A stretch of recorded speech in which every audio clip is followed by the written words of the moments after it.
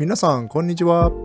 A few months ago, I tried to make my Lily 58 Pro into a wireless keyboard after installing two scroll encoders on the right slave side of the keyboard. I didn't get that done because I couldn't figure out how to get the encoders to work on ZMK, so I ended up with two nice Nano Bluetooth controllers lying around. Since my low-profile Corne is more or less end-gamed from the Sunset tactiles and LDSA keycaps, I figured I might as well make them wireless, so here's how I did that. First thing was to, of course, swap the Pro microcontrollers with the nice Nano controllers, and then making sure the 200 mAh batteries fit in underneath the controllers. I had to cut off some plastic from the sockets on the PCB to slide the battery in.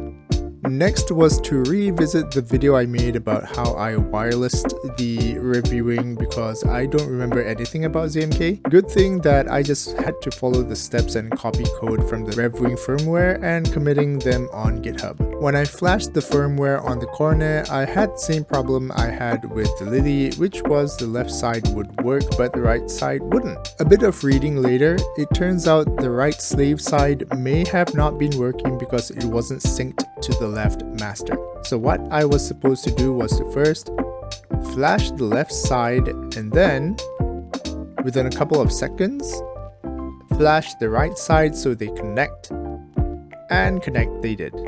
To be honest, I'm not so sure if that was the correct procedure, but as long as it works, I'm good. After that, I just needed to place the OLED displays and the acrylic covers, but I found that the covers would add more thickness to the key bob, so I took them off and had the OLED displays naked. I think I'll still need OLEDs on wireless builds because it makes it easier to know which device its Bluetooth is connected to. Along the way, I had to resolder a wire because it came off the controller while I was positioning the push button on the key bob. Talking about OLED displays, the reviewing that I have doesn't have an OLED display, but I read somewhere that you can mount the OLED as long as you connect the connectors correctly to the controller. While trying to figure out the pins, I edited the reviewing's config file and commit, but it just won't compile.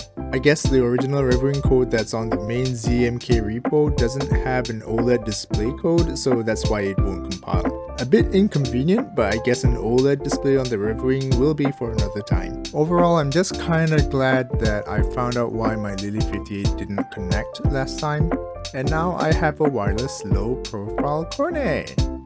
Yep, so that's all. Thanks for watching. Kono ban gumi wa Grandma Tokyo de o Christmas!